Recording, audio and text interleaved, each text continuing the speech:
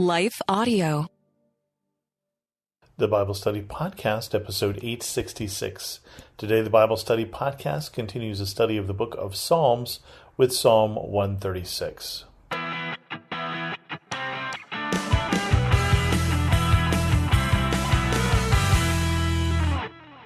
Welcome to the Bible Study Podcast. I'm your host, Chris Christensen. This is actually part 103 in our study of Psalms here, but we're wrapping it up. We're at Psalm 136, and there are 150 Psalms in the book. So we'll continue on here, but first a word from this sponsor. As we get to Psalm 136, tell me if you can tell what the theme is of this psalm. I'm going to do it in parts here. But remember, these are songs, and songs sometimes have refrains, and in psalms, sometimes the refrain repeats a lot. So I think you may be able to pick up the theme here. Give thanks to the Lord, for he is good. His love endures forever. Give thanks to the God of gods. His love endures forever. Give thanks to the Lord of lords. His love endures forever. To him who alone does great wonders, his love endures forever. Who by his understanding made the heavens, his love endures forever. Who spread out the earth upon the waters, his love endures forever. Who made the great lights, his love endures forever. The sun to govern the day, his love endures forever. The moon and stars to govern the night, his love endures forever. I'm going to pause there for a second. Did you get the theme here? It's about the love of God and that yes, indeed, his love endures forever. And what that means is that the love for the people of God, for instance, endures forever. The love for the people, the love for the children of Israel, the love for the church endures forever through all things, through the failings of his people, through history, through tribulation, through dark times, through good times. His love endures forever. And through our lives, whatever's going on, his love endures forever, and our time is so short comparatively. God will love you from the moment of your birth until the moment of your death, and then on into that. And so let's look at this verse here. I'm not going to keep saying his love endures forever, except when I'm actually reading this psalm, but in terms of what the psalm is trying to say, give thanks to the Lord, for he is good. Give thanks to the God of gods, the Lord of lords. And so we're recognizing that God has a unique and supreme position over all things. And of course, in my version here, the God of gods, the first G is capitalized, the second G is not. So God of little lowercase gods, things that are not gods, the Lord of lowercase lords. So much higher, so much supreme in a different standing. And then to him who alone does great wonders, and we talk about creation here, who by his understanding made the heavens, who spread out the earth upon the waters. When we say to spread out the earth upon the waters, we have to understand that a Hebrew Old Testament cosmology was the waters below and the waters above. The blue of sky was because of water, which is not entirely untrue. So water vapor is one of the reasons why we get that tint. But that God separated the waters, and so that God made the earth and made the sky, and that God put up the great lights, the sun to govern the day, the stars to govern the night, and that God created all those things. Now, what does the creation have to do with God's love? Right? Because that's what we're talking about. That's definitely the theme here, is his love endures forever. But remember that you are a part of creation, that God made you, and that you are a reflection, you are a manifestation of the love of God, that God wanted to create people to have someone to show that love to.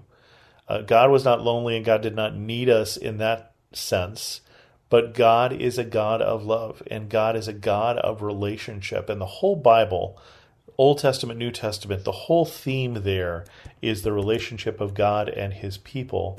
And God is all about us. And so creation itself is an act of love for God. And then it continues on, to him who struck down the firstborn of Egypt, his love endures forever, and brought Israel out from among them, his love endures forever. With a mighty hand and outstretched arm, his love endures forever. To him who divided the Red Sea asunder, his love endures forever. And brought Israel through the midst of it, his love endures forever. But swept Pharaoh and his army into the Red Sea, his love endures forever. To him who led his people through the wilderness, his love endures forever. And I'll pause there. So we're telling again, as we do so many times in Psalms, that one great story, that story of Exodus, that story of God and his people and getting his people out from slavery in Egypt and bringing them into the promised land and bringing them through the Red Sea and destroying the army of Pharaoh that tries to follow them, and that all of this is an act of love, that God is saving his people out of love for his people Israel. That all of this, leaving them in Egypt so they could grow into a great people, and then bringing them out so that they could be God's people on their own, was an act of love. To him who struck down great kings, his love endures forever, and killed mighty kings, his love endures forever. Sihon, king of the Amorites, his love endures forever, and Og, king of Bashan, his love endures forever, and gave their land as an inheritance, his love endures forever, an inheritance to his servant Israel, his love endures forever. And so talks about the people coming into the promised land and God making a place for him in these nations that were so powerful that they wouldn't have defeated without the power of God on their side, but gave them this again as an act of love.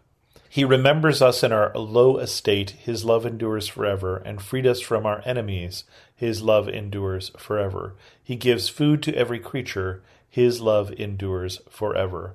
Give thanks to the God of heaven, his love endures forever. And so we close on these 4 verses here, talking about us, not just remembering the people of God back in the day, but remembering that God loves us. Loves us in our low estate, loves us though we are not so big, though we are not so great, frees us from our enemies, and gives food to every creature, not just to us, as an act of love. And then what should we do, therefore, with all of this? And we end with, give thanks to the God of heaven, for, stop me if you've heard this, his love endures forever. And that's where we leave it. This reminder that the God of Abraham and Isaac and Jacob, the God of David, the God of Solomon, the God of the apostles, love continues to endure right up to the present day and in our lives as well. And with that, we're going to end this episode of the Bible Study Podcast. If you have any questions, send an email to host@thebiblestudypodcast.com, or better yet, leave a comment on this episode at thebiblestudypodcast.com. And thanks so much for listening.